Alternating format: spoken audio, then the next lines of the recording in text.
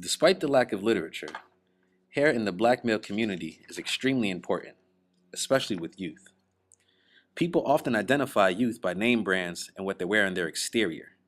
But when it comes to African American men, their hair is often forgotten. Yet to this group, it is a very important aspect of their expression and often says a lot about who they are.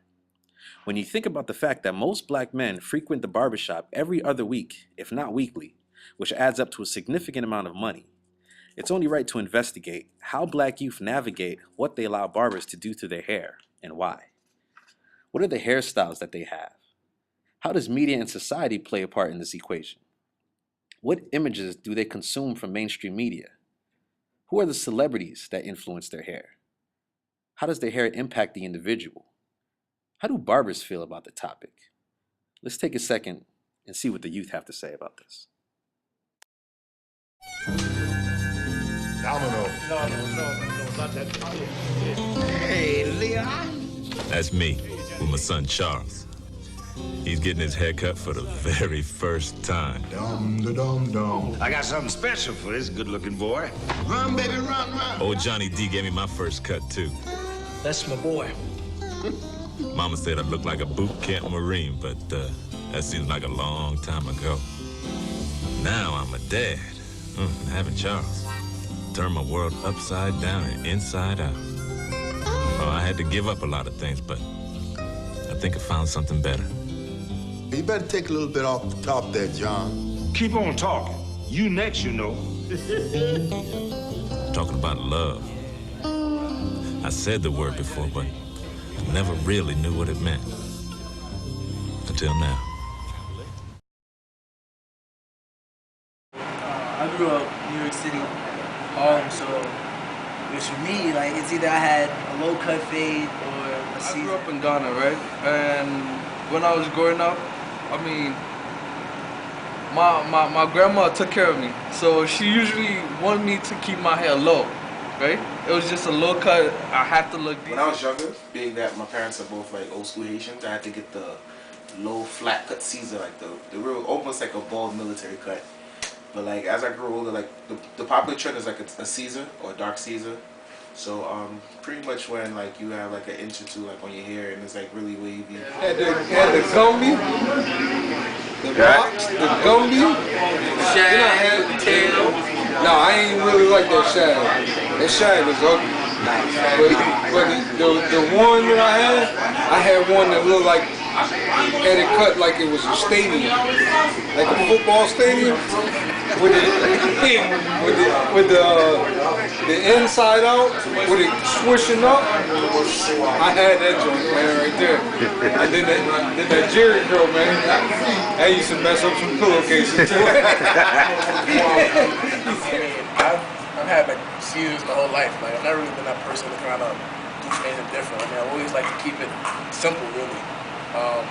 I mean, most of it does grow my hair out a little bit, but I've never really been to fads like cornrows, dreads, stuff like that. That's never really been what I've been about, really. The first one, I definitely had the high top going.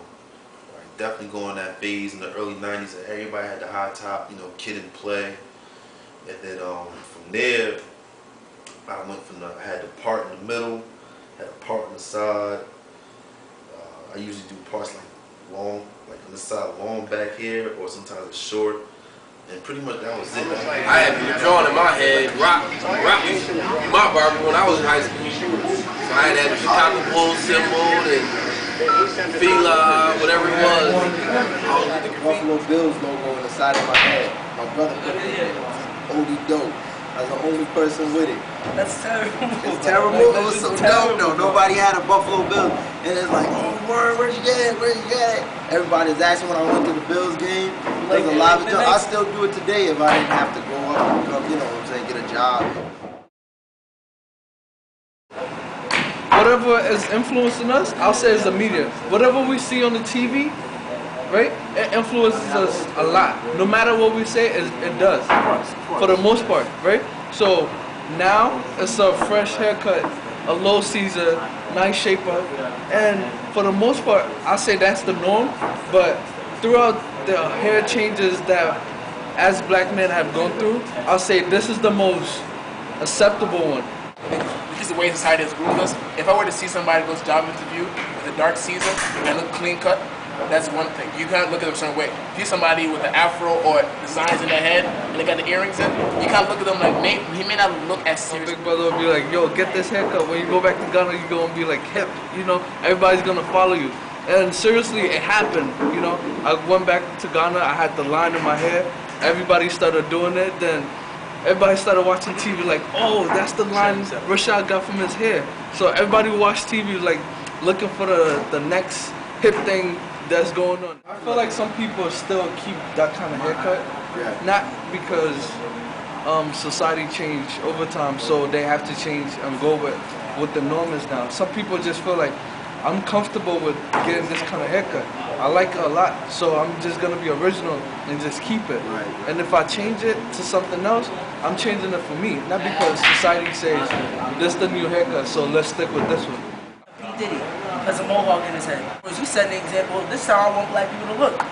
Like, I'm popular, I'm nice, I'm gonna set the fad this time. I think it was a lot of influence in terms of the hairstyle. I mean, you just had to keep up with today's trend and fashion. That's just, especially growing up in the inner city, that's just all we had was a fashion statement. And definitely was celebrities, hip hop artists, everybody in the neighborhood was doing it, so you had to get up on it. I definitely think like a lot of styles is developed throughout the community and then sort of adapted by the media through like pop culture like hip hop and rap, where you get to see it on music videos. One thing you gotta remember, this is my last words, one thing I remember, a lot of the stars you see on TV with these hairstyles have stylists. Stylists that gets paid. No, they got money. Stylists get paid a lot of money to give them something different to see if you're gonna bite on. Don't bite on everything. Cut. A little off the top, long in the back, but not quite no shag. Slope to the left like Gumby. Eddie Monster in the front, a little white cliff on the right. After you get a fresh haircut, it seems like you sort of like become a different person. Like your swagger, your personality, it sort of adopts the haircut. So if your haircut is looking good, and you feel like you're on top of the world, like you can do anything, you can talk to anybody, you know, you're very presentable. But if your haircut comes out bad because your barber wasn't there, then it's like you sort of feel like you shy away from everybody because you don't want nobody to see a bad haircut. So. Yo, daddy, he believed that something as simple as a little haircut could change where a man felt on the inside. I'm saying, like, you ever got a a great cut from a barber, and you get out from the chair, and like your self-esteem goes up by like 10 points. Exactly. Like, damn, cuz, where you been at? Like, you know what I'm saying? I think, yo, the haircut when you fresh, and you got the whole outfit, the match, you walk a certain way. So you don't mind spending that money. Yeah, you don't mind spending that money. But then, I feel like a new man. Well, basically, a good haircut is, you know, basically the results of a good haircut is basically a tip. So if you buy with your customer, or a customer gives you a tip, that tells you enough that you did a good job. I mean, you had Kid and Play with their hairstyle. I mean, you had people like Diddy with his type of hairstyles. You had like, I'm going out on a limb saying Rock Kim. Old school, like the old school Patrick Ewing high top fade or something different like that with designs in the back. New boys. Everybody trying to do their hair like them. You know how some people in Young Money, how they got their hairstyles. Everybody trying to get on that. So I think hip hop is definitely the first movement in terms of like kind of influenced my hairstyle. The hip hop artists and stuff. Diddy's doing his own thing. A couple of my white boys, right? A couple of my white brothers, and they don't cut their hair for like months. They don't need to, right? And that's just crazy to me how like after 2 weeks I'm done. Gotta go back to the shop. And they could go far, and it won't get to like a ponytail, but they could keep growing their hair and they fine. You get what I'm saying? Like I kind of think about how much money we spend, how much money like other races, like we don't put color in our hair. That's one thing I really don't see like a whole lot of people do.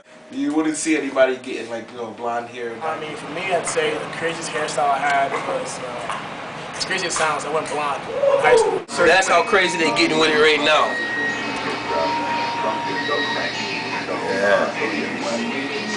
See, this smooth. When he get through, his face gonna be real smooth like Gary Coleman.